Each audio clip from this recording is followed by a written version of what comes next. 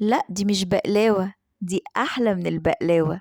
عايزة أقول لكم كرات بطاطس كريسبي وطعمها خطير ويجنن، هتعجب كل الأطفال والكبار.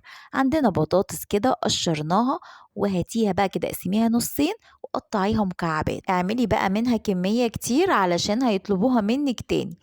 جيبيها كده وقطعيها مكعبات، وهاتي حلة وانزلي بالبطاطس المكعبات وانزلي عليها بمية سخنة واسلقيها بقى كويس جدا.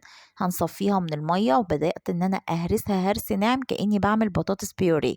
انزلي عليها بملح وفلفل اسمر وبهارات بطاطس وتوم باودر وبصل باودر وبابريكا، وقلبي بقى كل الكلام ده كويس. نص كوباية من النشا، نص كوباية من الدقيق، وابدأي عجنيها كده لحد ما توصل ان هي تبقى ما تلزقش في ايدك وتشكل كور. كوريها بقى كور كده بشوية زيت، وخلصي كل الكمية بالشكل ده. حطيها بس في التلاجة 10 دقايق عشان بس الجو ايه حر. عندنا زيت دافي، وابدأي كده على نار متوسطة، يعني احنا هنحمرها على نار متوسطة تاخد لون الجلد الخطير ده. قدميها بقى مع صوص كاتشب على مايونيز كريسبي ويتجنن وخطيرة. ولو عجبك الوصفة لايك وشير. باي باي.